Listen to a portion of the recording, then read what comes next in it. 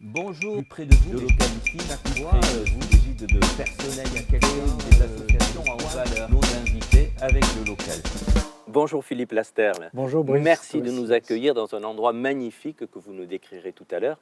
Vous êtes adjoint au maire de Tarbes avec une mission telle que j'ai pris un anti-sèche pour ne rien oublier, puisque vous vous occupez de la culture, du patrimoine, de l'urbanisme, de l'habitat, de l'action cœur de ville, j'ai rien oublié. Tout y est. Bon, alors c'est parfait. On va commencer par votre attachement à Tarbes. Quand j'ai fouillé dans votre biographie, j'ai vu que vous étiez toulousain par votre mère, montpelliérain par votre père, en tout cas votre père est né à Montpellier. Alors qu'est-ce qui fait que vous nous accueillez à Tarbes?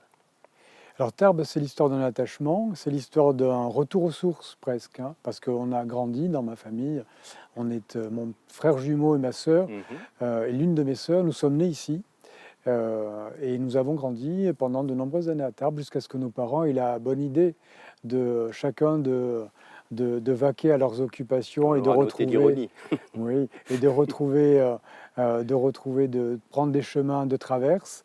Et donc notre maman est retournée vivre à Toulouse où elle était née. Notre père est revenu vivre et rester à Tarbes.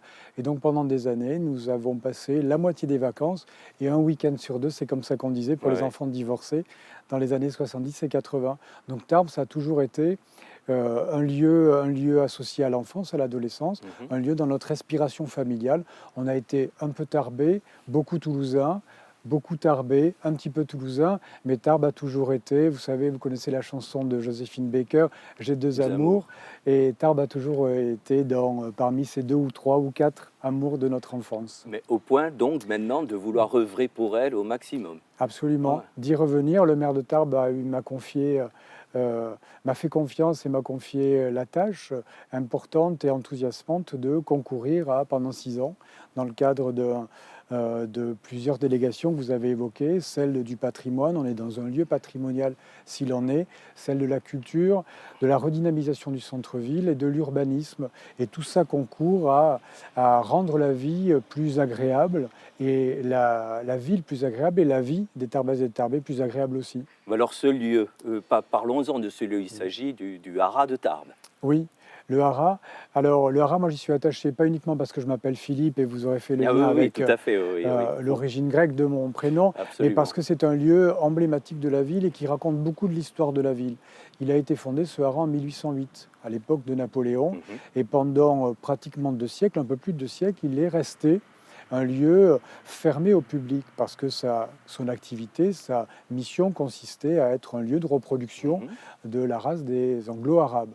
Et en 2016-2015, l'État a proposé aux collectivités, pas uniquement à Tarbes, à Rodez, à Nîmes, dans d'autres villes de France, leur a demandé si elles souhaitaient se porter acquéreurs des haras, parce que l'État voulait rationaliser sa présence sur le territoire français.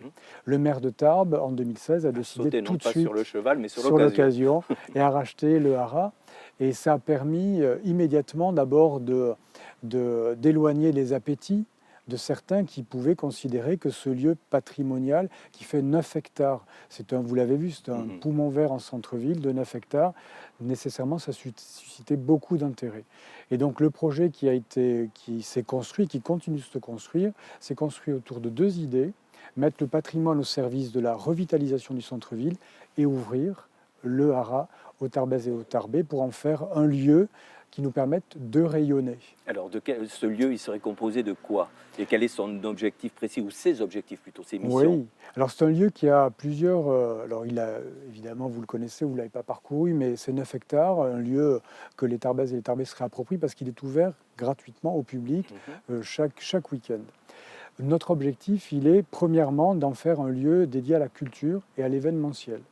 Parce qu'on a besoin d'un lieu en plein air, dans une période qu'on connaît, un contexte particulier post-Covid. On a besoin de lieux en plein air pour organiser des événements culturels. On l'a fait, la distanciation physique, on l'a fait durant l'été, on s'est rendu compte de la potentialité énorme de ce lieu. Pendant 2 mois, on a organisé gratuitement pour les visiteurs, les Tarbaises et les Tarbais, les touristes, des animations et des événements culturels, du cinéma en plein air, des expositions d'œuvres d'art, de la sculpture ici, dans la Maison du Cheval, à quelques mètres d'ici, des expositions de peinture. Oui, parce qu'il y a le plein air, mais il y a aussi des lieux. voilà, des lieux qui sont des lieux fermés. Donc on a une vraie potentialité, donc un lieu dédié à la culture et à l'événementiel. Événementiel, dans quelques jours, un mariage va se dérouler, va se tenir dans ce site, comme il y a quelques semaines, un séminaire d'entreprise. Donc il y a un formidable potentiel en termes d'activité économique et d'activité culturelle. Ensuite, c'est un poumon vert. À l'heure où les préoccupations environnementales sont extrêmement importantes, on a souhaité faire du Haras un nouveau parc.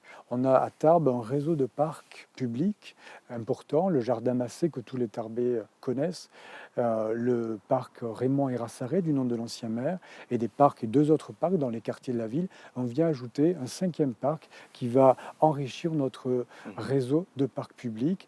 Et dans ce lieu, on va, qui est un lieu, donc je l'ai dit, dédié à la culture et à l'événementiel, on va rajouter une brique, une note, une couleur. Cette couleur, c'est l'écologie.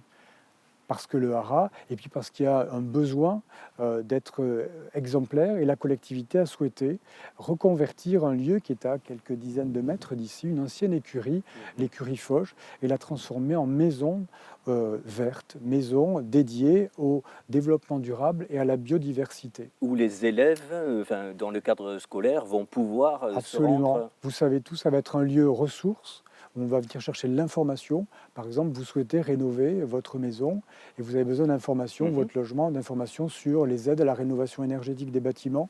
Vous aurez cette information-là. Donc un lieu ressource, de l'information. Ouais. Et ensuite, un lieu de conférence, un lieu pour animer, pour sensibiliser les publics. Et justement, le meilleur des publics, ou le premier des publics, c'est le jeune public. Nous organisons depuis 10 ans à Tarbes, mais un petit peu plus, 11 ans, ce qu'on appelle... Le programme s'appelle l'éducation au développement durable, l'EDD, qui est un programme unique en Occitanie, qui a le soutien de la région Occitanie qui nous accompagne de façon significative du point de vue financier. Chaque année, pendant 10 jours, les élèves des classes primaires de Tarbes bénéficient d'un programme d'éducation au développement durable. Les bons gestes, comment économiser l'eau, comment respecter la nature. Et on a considéré que plutôt que de les dispenser ces enseignements avec les enseignants, les instituteurs, les professeurs des écoles dans les classes, il était plus opportun, c'est ce qui se faisait, il était plus opportun de l'organiser ici, sur le site du Haras, dans la maison du développement durable et de la biodiversité, qui sera une réalité dans 1 an et demi, 2 ans maintenant. Alors, élargissons le cercle. Si on sort du Haras, est-ce qu'il y a des projets liés à Tarbes qui vous tiennent particulièrement à cœur? Alors oui, bien évidemment. Il y en a plusieurs. Il y en a un qui n'est pas très loin d'ici et sur lequel je voudrais revenir. Dans le périmètre du Haras, qui pour nous est un lieu, donc culture, écologie, patrimoine. On a un projet de création d'un parcours patrimonial. Parce que Tarbes n'est pas, on le sait aujourd'hui, une destination touristique. On ne se dit pas, je vais aller passer une semaine à Tarbes. Mais notre objectif, il est de faire de Tarbes une étape touristique. On est la porte d'entrée des Pyrénées. On est au bord d'une autoroute, on a une gare SNCF et on a un aéroport. Et Tarbes est naturellement cette porte d'entrée des Pyrénées. Et ce que nous voulons, c'est faire en sorte de pouvoir fixer pendant 1, 2, 3 jours, avec une offre patrimoniale et culturelle, nos musées, nos festivals l'été.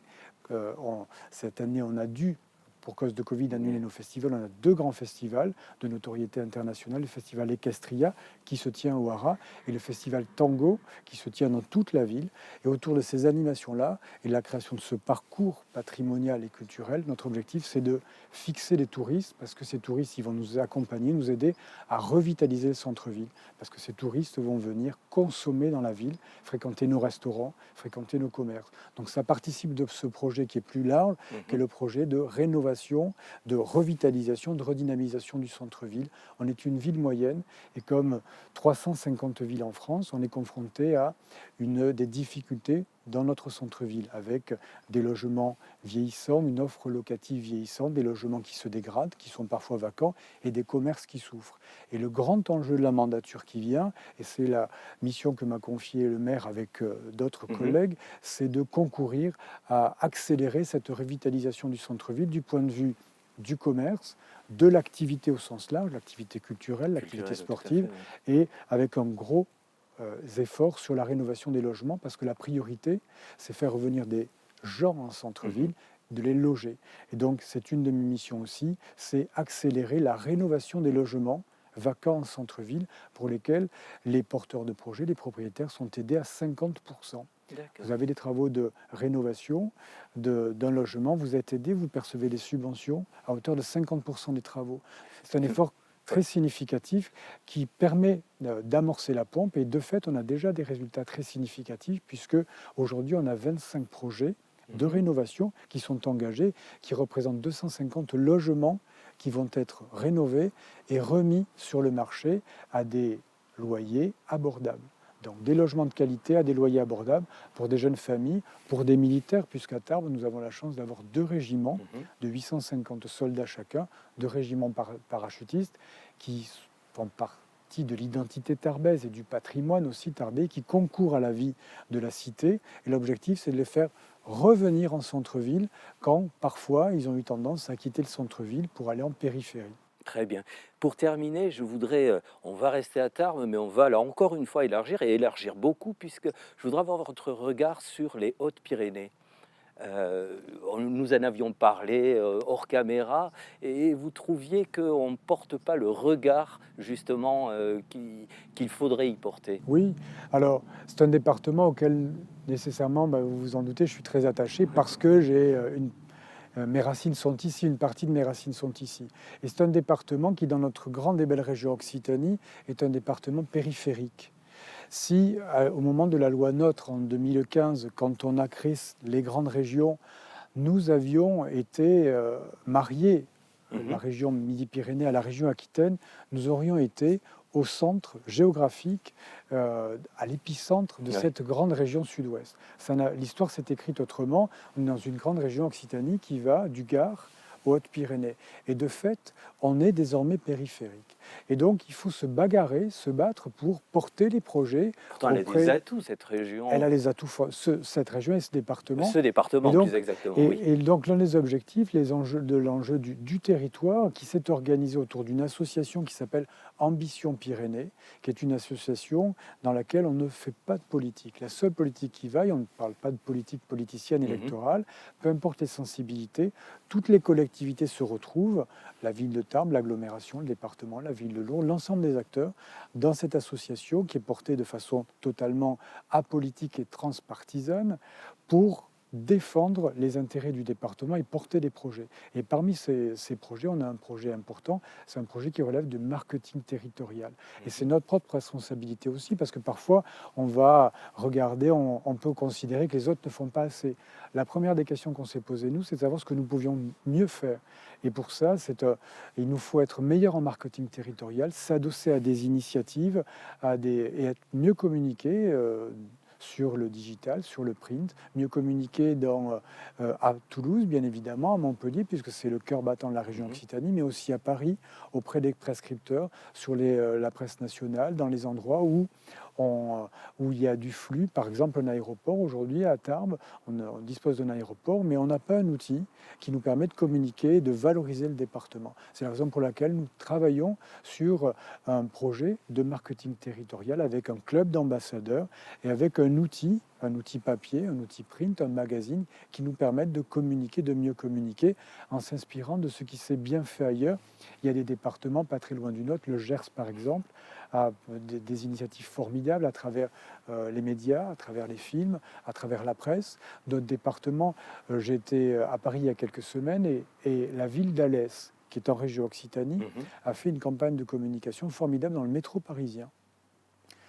Métro parisien, Alès, on peut se dire initiative bizarre. Oui, sauf que c'est une campagne de communication et de notoriété et qui est extrêmement bénéfique pour le territoire parce qu'on est dans les radars. Et donc nous, on s'inspire de ces bonnes pratiques et c'est un enjeu fort pour le territoire, le marketing territorial, parce que, vous l'avez dit, on a des atouts formidables, les Pyrénées, la qualité de vie, du foncier. On peut accueillir dans notre territoire, dans des territoires qui sont, du point de vue foncier, qui ont une pression foncière trop importante et qui n'ont pas la capacité d'accueillir de la population ou de l'activité économique. Ici, dans les Hautes-Pyrénées, on a ce foncier disponible. On peut accueillir de la population, des habitants et des entreprises. Donc j'ai envie de dire welcome dans les Hautes-Pyrénées. Moi j'ai envie de vous dire bonne chance, bonne réussite et pour les Hautes-Pyrénées et pour Tarbes. Merci Philippe Lasferle. Merci Brice.